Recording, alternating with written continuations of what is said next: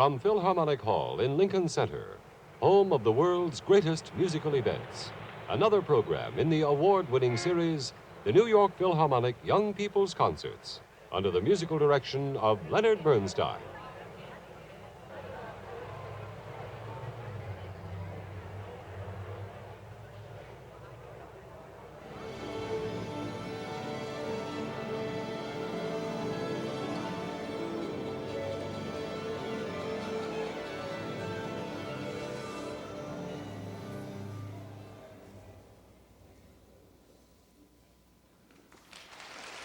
And here is Mr. Bernstein.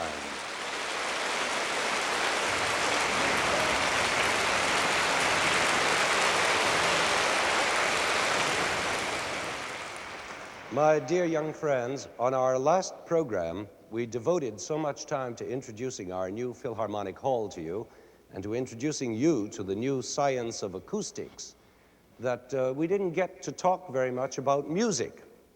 So today, we're going to make up for lost time and talk about the meat and potatoes of music, the main course, which is melody. Now, to some people, music and melody are the same thing. It's the whole meal, so to speak. When you think of music, you think of melody right away. And they're right in a way, because what is music anyway, except sounds that change and move along in time? And that's practically a definition of melody, too. A series of notes that move along in time, one after another. Well, if that's true, then it's almost impossible to write music that doesn't have melody in it. I mean, if a melody is simply one note coming after another, how can a composer avoid writing melodies if he just writes notes? He must write melodies all the time. For example, he writes one note, then he writes another. Well, that's already a sort of melody. It's a two-note melody, sort of. Then we add another note. Well, it's already a little more melodious, isn't it? But if he then adds a few more, oh, we've got Mendelssohn's Wedding March.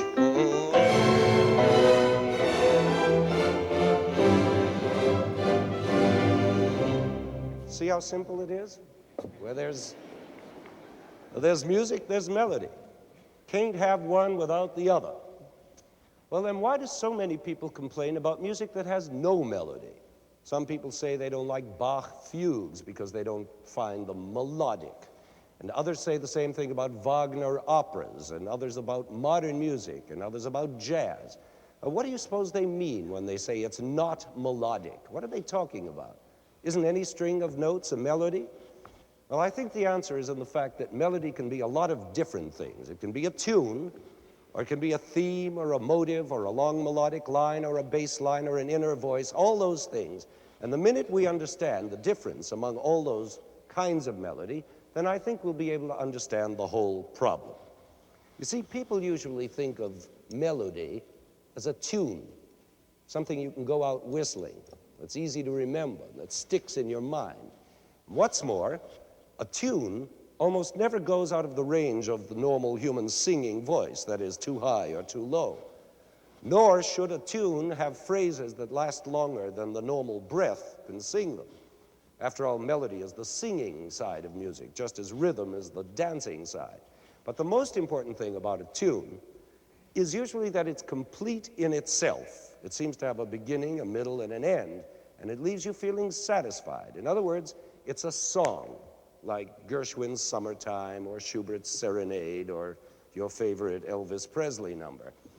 But in symphonic music, which is what we're mostly concerned with here, tunes aren't exactly in order, because since they're complete in themselves, tunes don't cry out for further development. And as I hope you remember from former programs of ours, development is the main thing in symphonic music, the growing of a melodic seed into a big symphonic tree. So that seed mustn't be a complete tune, but rather a melody that leaves something still to be said, to be developed. And that kind of melody is called a theme. Well, that's already a problem for those people who are always expecting music to consist of full-blown tunes. So they naturally find these incomplete themes less melodic, let's say. I suppose then they should complain about the famous four-note theme that opens Beethoven's Fifth Symphony. That's hardly melodic at all. Or about this theme from his Seventh Symphony,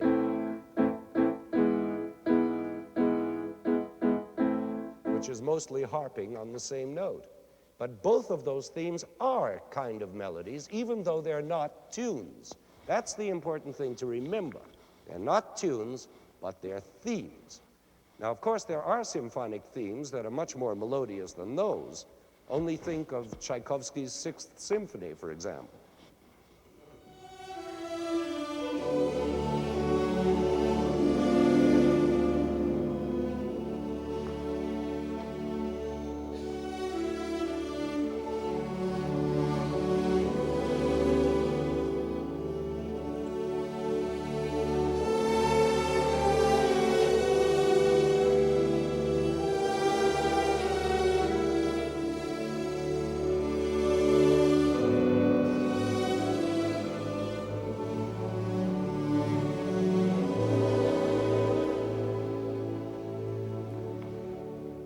Now, that theme is practically a whole tune in itself.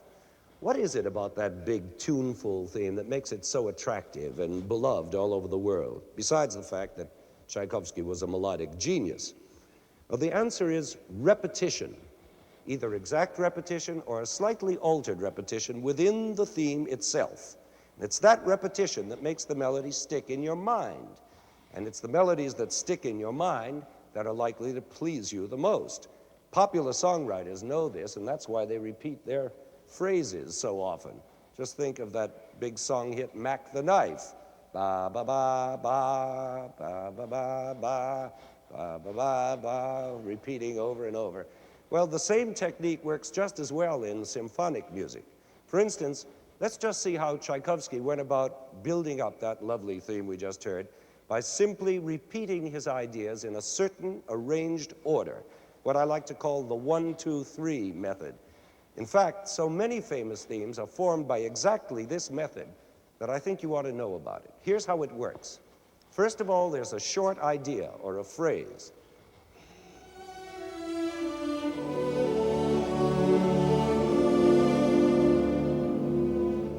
That's number one. Now, second, the same phrase is repeated, but with a small variation.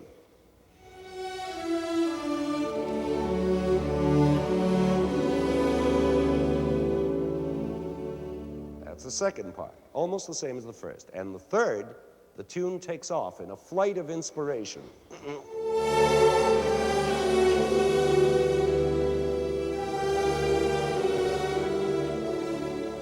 And so on. That's the 1-2-3 method.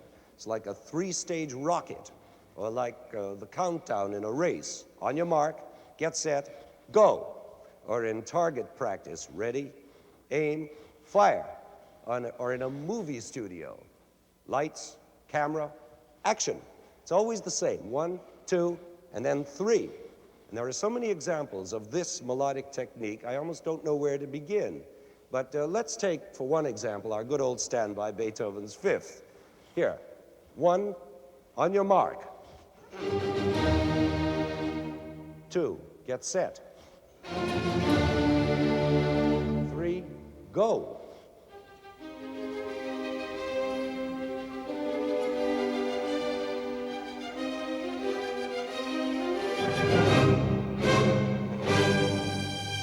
One, 2, 3. Or do you know that haunting theme in the César Franck Symphony? It's the same thing. First, there's a phrase.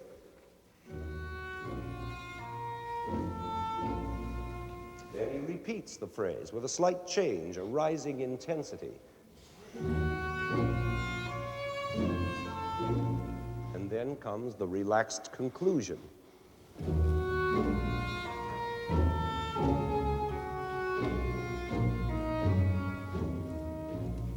Or the same thing is true in Mozart's Hafner Symphony. It goes, ready, aim, fire, and so on. There are millions of them, examples of this 1-2-3 design. And don't forget, that the heart of the matter is repetition. 2 is always a repeat of 1, and 3 is the takeoff. Well, now that we know a couple of the secrets that make music sound melodic, let's start looking for some of the reasons why people find certain kinds of music unmelodic. We've already discovered that what appeals most to people as melody is a fully spun out tune, right? And that when they get instead an incomplete tune or a theme, they begin to have trouble. So you can imagine that when they hear music made out of melodies that are even shorter than themes, they have even more trouble. For example, that famous opening of Beethoven's Fifth again. Ba ba ba ba. That's so short, it's not really even a theme, but what is called a motive. Now, a motive can be as little as 2 notes, or 3 or 4, a bare melodic seed, the raw material out of which much longer melodic lines are made. Now, you remember I said that certain people find Wagner's operas unmelodic? Well, this is why, because Wagner usually constructed those huge operas of his out of tiny little motives, instead of writing regular tunes such as the Italian opera composers used. But how wrong they are to say Wagner doesn't write melody. He writes nothing but melody, only it's melody that's made out of motives. Now, let me show you how. You've all heard of Wagner's great opera Tristan and Isolde, and I'm sure you've heard the prelude. Now, this prelude begins with a 4-note motive, like this. And immediately after comes another motive, also of 4 notes. Now, the exciting thing is the way Wagner puts these 2 motives together. He makes the second motive begin smack on the end of the first one, so that the last note of one and the first note of the other are joined, locked together, locking the 2 motives securely, like this.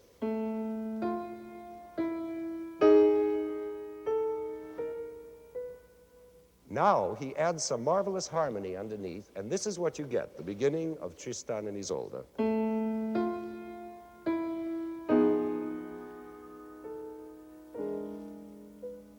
Now that's already much more than a motive, or even of 2 motives. It's become what's called a phrase, just as a series of words in language becomes a phrase. And Wagner, by using this method of joining motives together and making phrases out of them, and then sentences out of the phrases, and then paragraphs out of the sentences, finally turns out a whole story, a prelude to Tristan that is a miracle of continuous melody without end, seemingly, even though there isn't a tune anywhere in it. Do you begin to see what I mean by understanding melody in a different way? If you think you don't, just listen to a couple of minutes of this famous prelude now, and I'm sure you'll be surprised to find that you do understand it very well.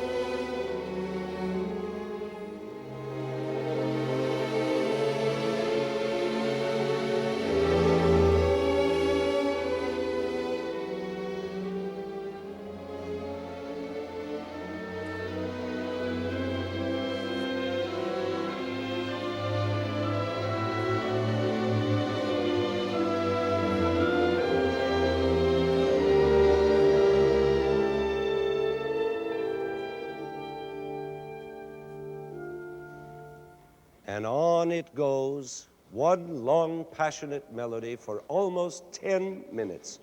And that sure is a lot of melody for a composer who's supposed to be unmelodic. But you see, his melody grew out of little scraps, those motives we heard at the beginning. And that's where people make the mistake of thinking there's no melody in Wagner. Of course, what makes it even more difficult for people to recognize the melody is that frightening word counterpoint, which means, as you know, more than one melody going on at the same time. That really gets in people's way, but it shouldn't, because after all, the more melody, the better. And counterpoint can be terribly exciting. For example, in this same Tristan prelude, much later on, Wagner builds a hair-raising climax by using counterpoint in this way. The strings are pouring out their melody, climbing higher and higher, like this.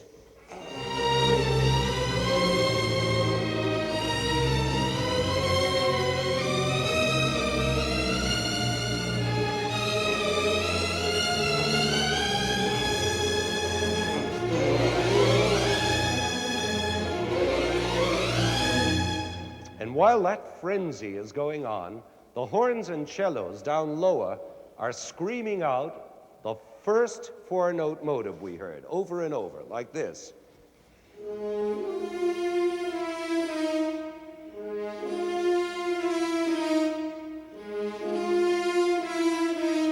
And that's not all. At the same time, the trumpet joins in with all his force, right in the middle, between the other two melodies, singing the second four-note motive, again and again, like this.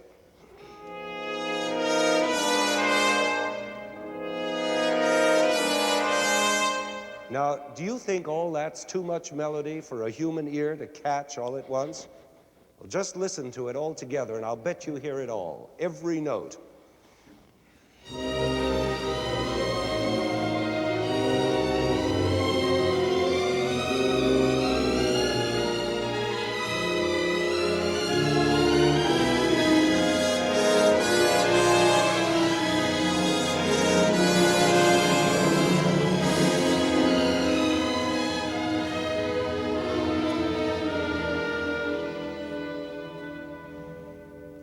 Boy, what a climax that is. One of the most thrilling ever composed. And yet, it's counterpoint, that frightening word that makes some people afraid to listen to Bach fugues or to Wagner operas. But don't you ever be scared of counterpoint. Counterpoint is not an absence of melody, it's an abundance of melody. It doesn't erase melody, it multiplies it. Well, now that's a lot of hard stuff we've been discussing so far, and so to make it clearer and easier for you, we're going to play you a whole movement from a Mozart symphony, the first movement of his great G minor symphony, which will illustrate everything we've been talking about so far. I'm sure you all know the beautiful theme that opens this movement. It's a perfect example of that 1-2-3 method we learned about before. First, there's a phrase. And then he repeats the same phrase slightly lower. And then third, the takeoff.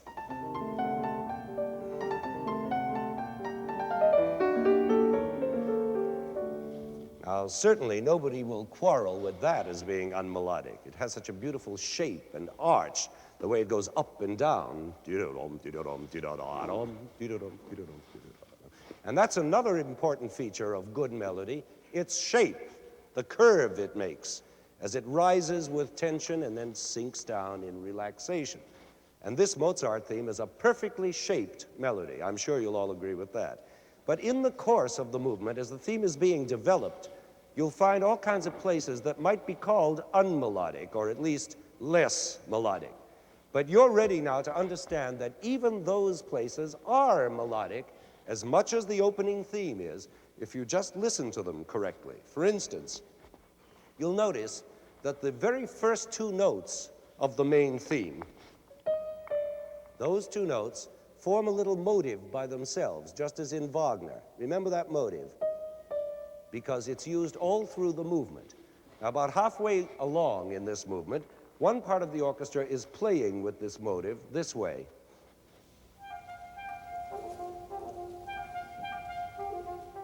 while the strings are playing in counterpoint the same two-note motive, only stretched out in long notes.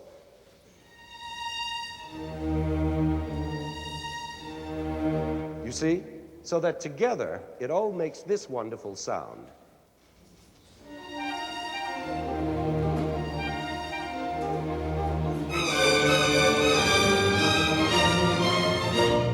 And that's all made out of those first two little notes that I played for you before. So you see, it's all pure melody, even the development parts.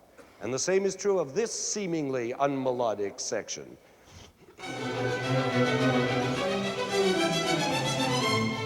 Now, some people would say that passage lacks melody, but the theme is right there, only it's down in the bass instruments here.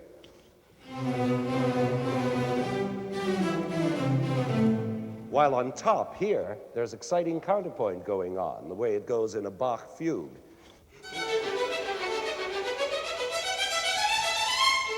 You see, you just have to learn to listen for melody in the depths of music as well as on top. Tunes aren't always on top. And if you do listen that way, how different that same passage will sound to you. Just try and listen again.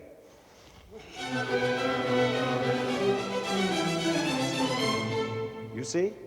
And what's even harder to hear is melody that's neither on top nor on the bottom, but in the middle, sort of like the middle of a sandwich. Now, here's one place in the movement you should be on the lookout for, where again that little two-note motive is being developed on top over motionless notes on the bottom, like this.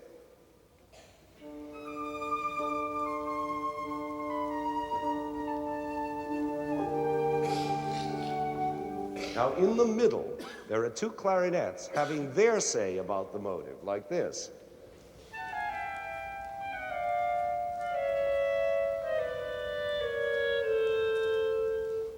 And they're so sweet and tender that it would be a shame if you missed them. It would be like having two pieces of dry bread with nothing in them. So now listen to the whole sandwich, top slice, bottom slice, and clarinet filling.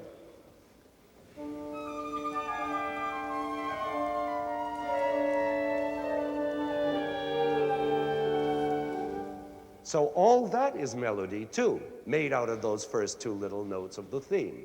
Well, I think you're ready now to hear this great movement by Mozart and listen to it as melody, all of it from start to finish. Not just the themes themselves, but the development of those themes and the motives as well with all their counterpoint. It's all melody every moment.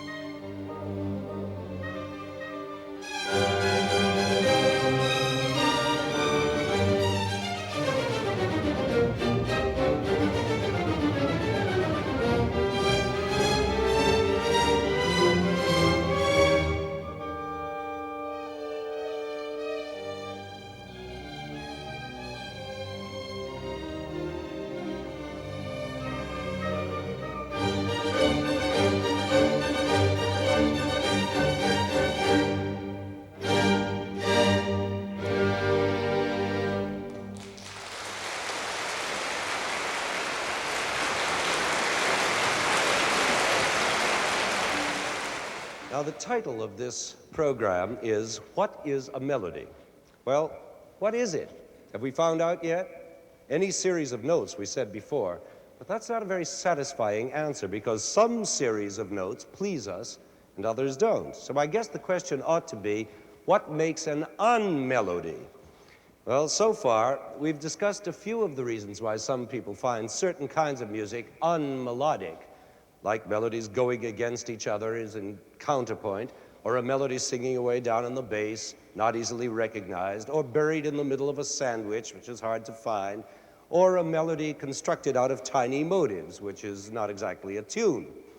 But the really important reason, and I think this is what I've been trying to get at all this time, is the question of what our ears expect. In other words, what we call taste. And that, in turn, depends on what our ears are used to hearing. For instance, we've seen today how important repetition is in making a melody easy to latch onto. Okay, but what happens when we hear melodies that don't repeat at all, that just weave on and on, always new? Well, it's true that we usually like them less at first, but that doesn't mean they're any less melodic.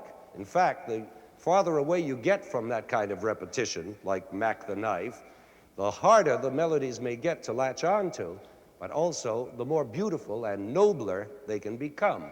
Some of the really greatest melodies ever written are of this kind, non-repeating long lines, only they're not necessarily the ones people go around whistling in the streets. I remember, for instance, so well the day my piano teacher brought me a new piece to study when I was 14 years old or so, which was Bach's Italian Concerto. And when I began to read the second movement with its long ornamental melody line, I simply couldn't understand it. It just seemed to wander around with no place to go. Do you know it? It goes like this.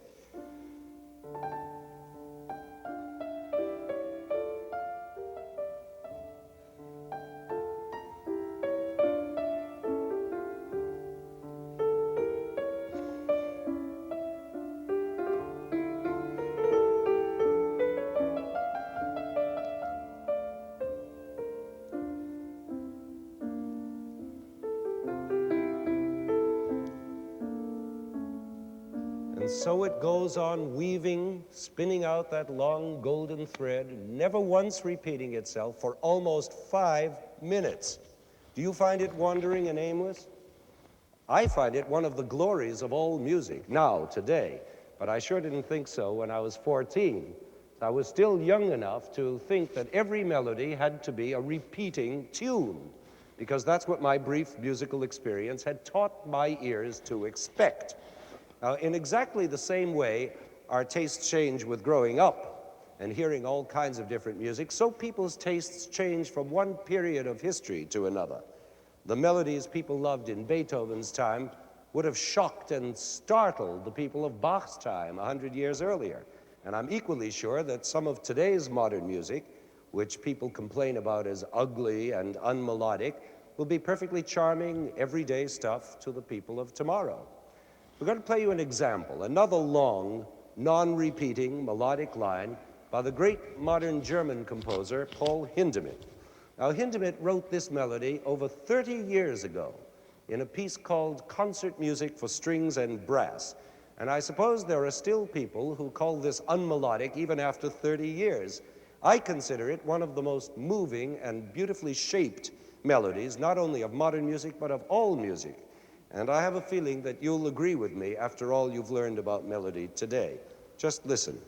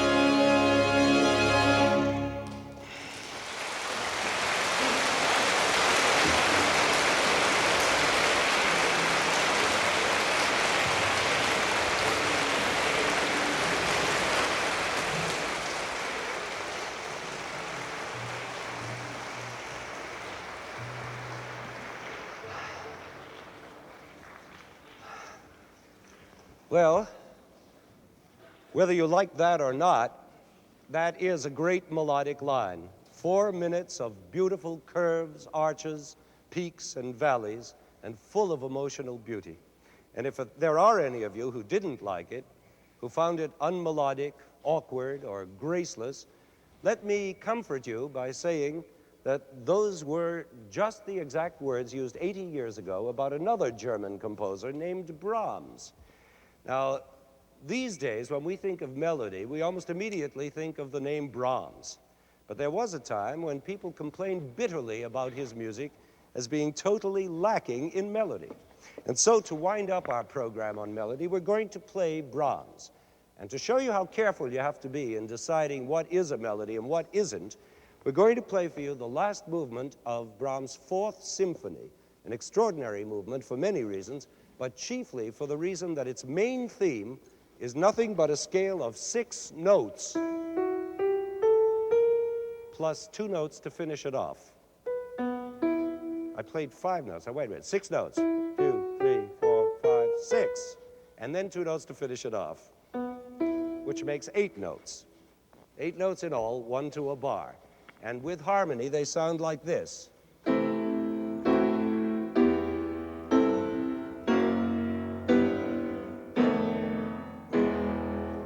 Now, following those 8 bars come 30 variations, each one also 8 bars long, and each one containing those same 8 simple notes, always in the same key. And that, plus a short wind-up at the end, is the whole movement. Now, that doesn't sound very promising in terms of melody, does it? A scale and a cadence. And yet, what Brahms gives us in this movement is a work of such glowing, fiery, melodic beauty that we are left at the end cheering. Now, how does he do it? In all the ways we talked about today: counterpoint, motives, repetitions, the theme in the bass, the theme in the middle, the 1-2-3 method, remember? But I'm not going to explain it any further to you because I think that by this time you're prepared to hear this so-called unmelodic work of Brahms as the magnificent outpouring of melody that it really is. And if you're still wondering what is melody, just listen to this movement and you'll realize that melody is exactly what a great composer wants it to be.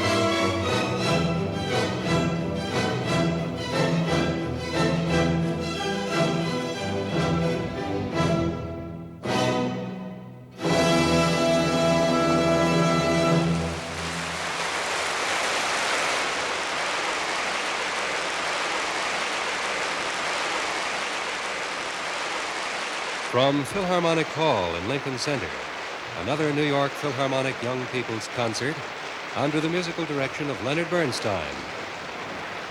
This concert, What is a Melody, featured the music of Wagner, Mozart, Hindemith, and Brahms.